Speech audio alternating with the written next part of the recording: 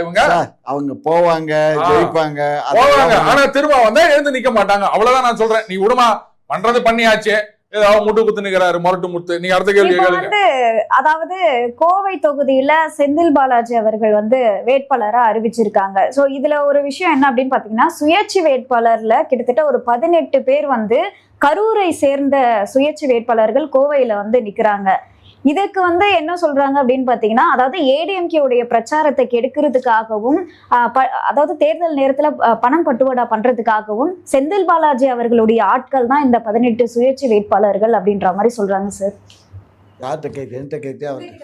அவர்கிட்ட என்ன கேட்கறது? அவர் என்னத்த சொல்ல போறாரு? முட்டு கொடுப்பாரு, வேற என்ன கேட்பாரு? நான் சொல்றேன் கேளு. அறிவுங்கிறது இருந்தா எவனாவது நாங்க போய் எவனாவது அவர்கிட்ட போய் கேட்கிறீங்க. நான் சொல்றேன் எங்களுக்கு தானே 18 பட்டின்னு சொல்லுவாங்க தெரியுமா? சுத்துப்பட்டு 18 பட்டின்னு. இப்ப நீங்க என்ன சொன்னீங்க? 18 வேட்பாளர்னு சொன்னீங்க. அவ்வளவுதான்.